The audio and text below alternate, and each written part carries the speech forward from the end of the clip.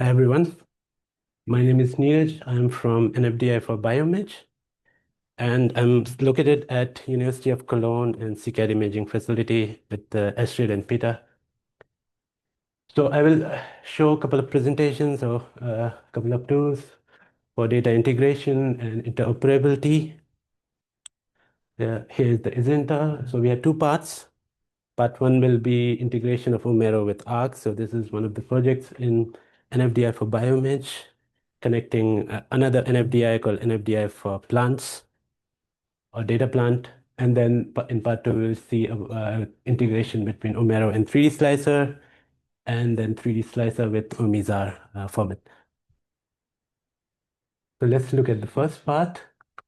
Uh, so this is ARC. ARC is a concept from data plant. So it is folder structure like this, which is based on ISA models. So we already heard from a couple of talks about ISA model. So it stands for investigation, study, essay. And this arc is organized in this kind of a folder structure with studies, essays, workflows, runs, and this ISA investigation, essay, and study metadata files. Then you have something like on that image where you have investigation on the top, and then within investigation, you have several studies.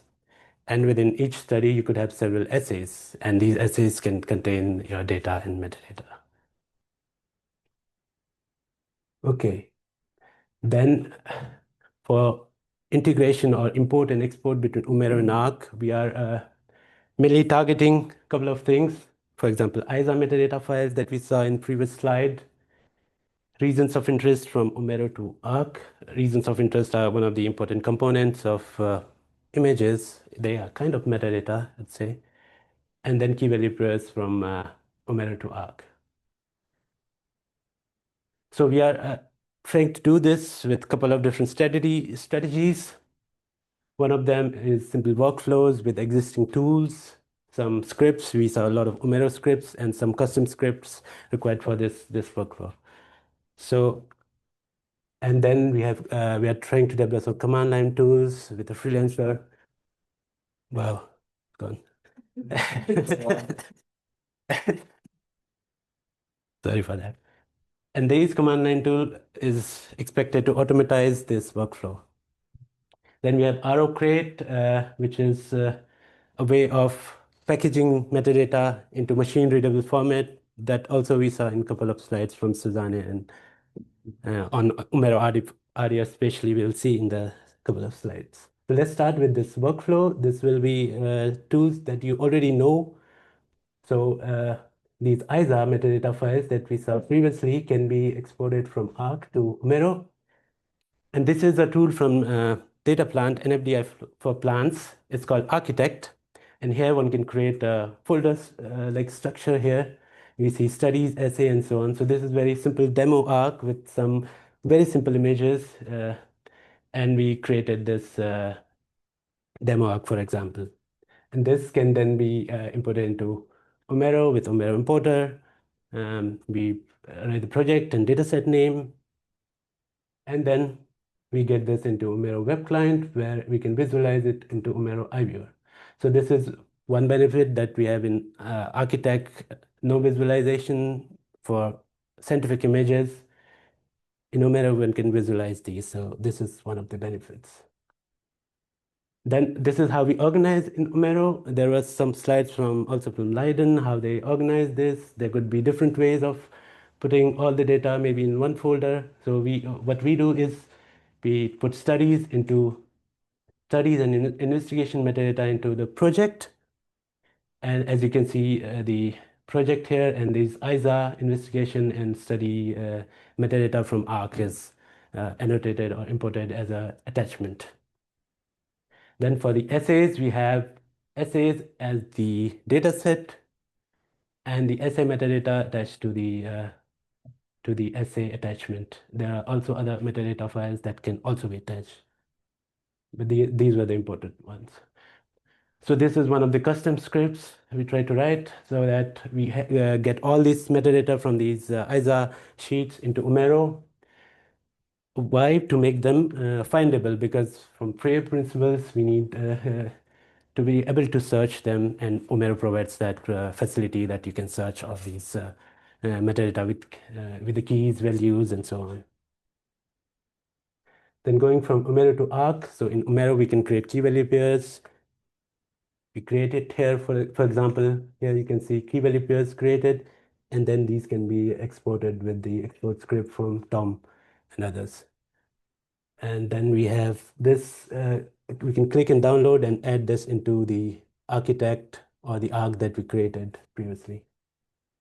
And similarly, images can have their key value pairs and their metadata, which is not usually shown in the arc, and this can also be exported with custom scripts. And then finally, we have everything, not everything, but we also need reasons of interest, which are also quite important. So in Omero, we can create reasons of interest with Omero iViewer. We can export them as CSV tables. And then we can also do this with the OMI scripts from the OMI team for the entire data set or the project. So this is like batch processing. So we get this big file and so on. So we have now a lot of metadata from Omero, and then we can add this, create some metadata folder or add it into the data set along with the data into the Arc. And then all this can go into the data hub. So we commit and push into the data plans, data hub. So it's a platform where we have possibility for collaboration. So everybody who has images or other kinds of data, so omics data and so on, so they can work and collaborate together on this platform. Then once you go from Arc to Omero and then back into the Arc with the metadata and images and so on. Yes, there are challenges, but this is a simple workflow that users can use or searchers can use without learning something extra or doing some coding or so on. Then the other part is command line tools. So we are developing a tool with Christoph, who is working as a freelancer. So he's using Omero CLI transfer, and using that created a plugin called Omero Arc plugin. It uses Arc Commander from data plant and then exports everything as an arc. You can see here, so we just run a simple command and we have this project ID for the demo arc. We get a folder structure like the architect, and there we have data sets. We get data sets, we get ISA metadata, and we get also JSON acquisition metadata from microscopes and so on. So additional metadata. Yes, there are some challenges. It's not complete, so the work is in progress, and hopefully it works. Then we have ROCreate, which is for machine readability, and we also saw in a couple of slides before. This is something that can be helpful in the future. If we have machine readable metadata, we can draw some conclusions and so on. So this is a tool called Omero RDF from German Bioimaging by Josh, which can export project metadata or image metadata from Omero as a JSON-LD file. And this JSON-LD file contains the unique identifiers and so on, which allows you to identify the metadata uniquely. And this can also be helpful for metadata exchange or interoperability. And this is one of the graphical representation of one of the images within that data set. And as you can see, it shows kind of connection between different key value pairs and so on. Yes, there are challenges of standardizing, as Susanne mentioned in the previous slides, that everything needs to have a standard identifiers and so on. So this is something that can be helpful in the future if everything is standardized. Okay, so that was part one, which was about Omero and Arc integration. So let's move on to part two, which is about Omero and 3D slicer integration, and then part 2B will be about integration with Omiza. And this was actually the idea from Thorsten, who was in TA3 data integration. So they are using a lot of medical imaging and so on. And then we tried to work with a company. Initially, they gave us some prototype, and then we tried to create a plugin that could get data from Omero into 3D slicer. And 3D Slicer is a quite popular tool in medical imaging. And this is the graphical user interface of 3D Slicer, where you can see liver section, and it's also used for clinical and biomedical applications and so on. So we have one image from 3D Slicer, and this image is NRD file format. So this is a common file format between Omero and 3D Slicer, and supported by Omero as well. So this file can then, we created a plugin where we try to import from Omero, and you can see we have to click on this point 1. We fill in this form, connect to Omero and from our university, and then connect, click OK, and then import it. So this will import this image into 3D Slicer, and here we can do volume rendering and visualize this here in 3D Slicer. So it's simply doing is downloading the data and kind of automating the process. And then there was suggestion from Josh to also have something like Omizar, which could be helpful for the users. So this is the next part, which is about 3D Slicer and Omizar integration. And there's a plugin for this. So what is Omizar? So Omizar is based on top of ZAR, which is a chunked file format. So you divide the large file into smaller parts so that it can be easily accessed if you want only a small portion of it, and so on. So this is what I understand from ZAR. Josh is more equipped to answer you these questions. And then there are two properties of OmiZAR, which I can tell you that one of them is this S3 bucket, which is like a cloud, your data in the cloud, where you get unique URL also for this image and so on. So using this URL, there are several tools, visualization tools that can access this data with this URL into platforms like Fiji, Napari, and Vizar, and so on. And another concept is this, in Omizar, there are different resolution levels. So you have one big file, and then there are level 1 and level 2 for smaller files of the same file. So big file means it will be much more in memory, so it will consume much more memory. But if you want a smaller file for your application and you don't need a big file, then you can simply query the smaller file.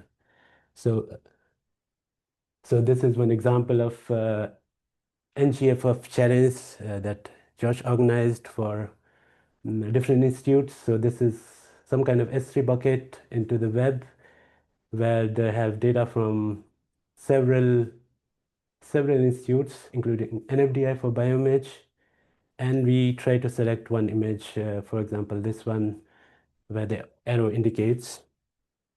We copy the link using this file icon, and then this plugin, where we can simply click on this icon, ZAR icon, and it will open this OmiZAR data to ask you to add OmiZAR data set, or the link, especially the link. So then we add this link, and when we connect and analyze, we get this dimensions, data set metadata about the data, which is dimensions, channels, time points, and so on, resolution levels. So we see that there are 3 resolution levels, and we can then click on the resolution level. So this is a drop down, and select let's say the lowest resolution, so that we don't trouble the 3D slicer much. If you have GPU and so on, you can open large images, but for smaller images, it's better to have, if you don't have GPUs, then let's take the small image, and then we select the channels, channel number 1, and load this image. And we can then load it and also visualize the volume rendering of this OmiZAR data from NGFF challenge into 3D slicer. So this is the volume rendering, and it can also rotate and so on, do a lot of stuff. You can do processing over there, and it could be helpful. Yeah, so these are some of the things that we're working. I think these ones plugins are particularly in the initial stages, so we have to ask others for comments and so on, especially from Josh Shazane, who have much more idea about this. And so this was all from my side. I thank you all for your attention.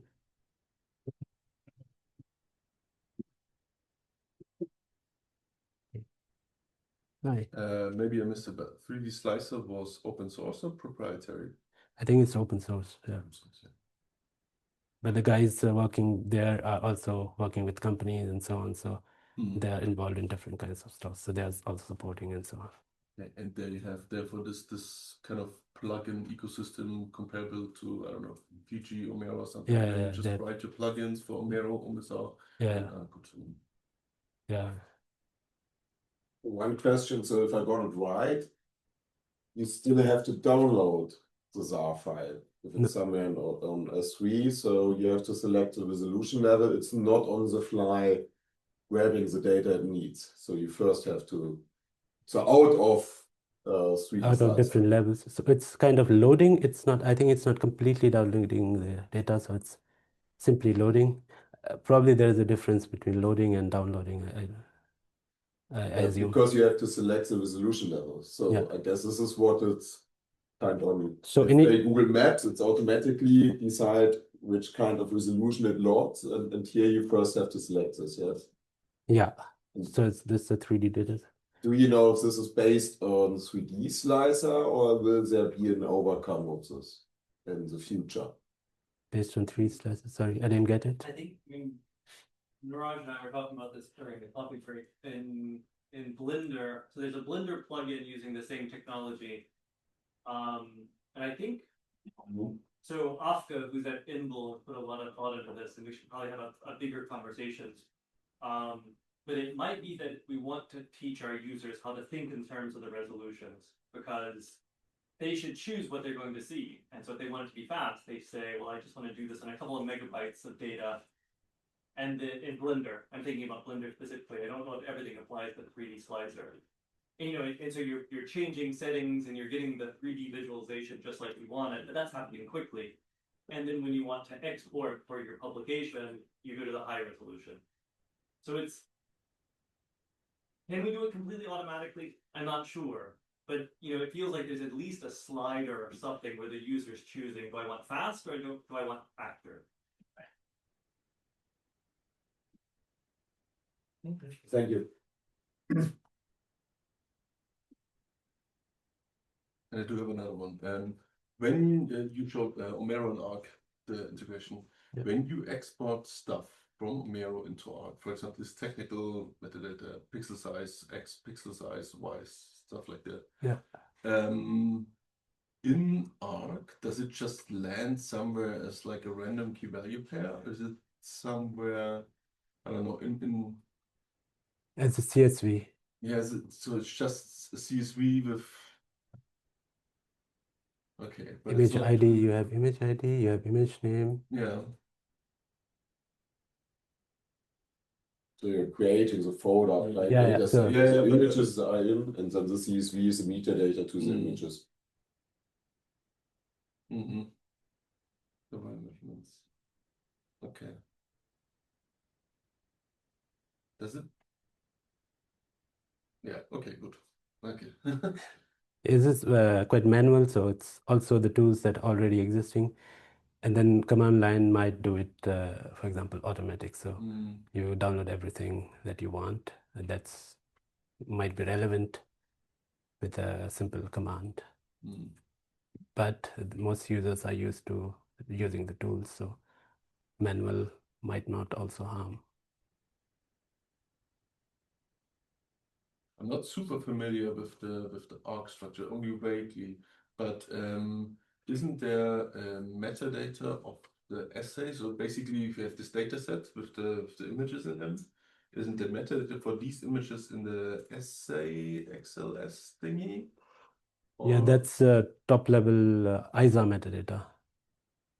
ISA investigation study essay. Yeah. And the essay would have these images. Data set with the images. No, usually that's like a ISA top level metadata, and then you have to get for example, MB or another kind of metadata that you have to edit additionally. It's not already existing. So there's a Okay. template for ISA, so that's like a fixed template, Yeah. and that's what it creates, creates initially. You can, of course, if it's an Excel sheet, so you can add another sheet and another sheet and so on. So Mm. that's Mm. where you Okay. can add also.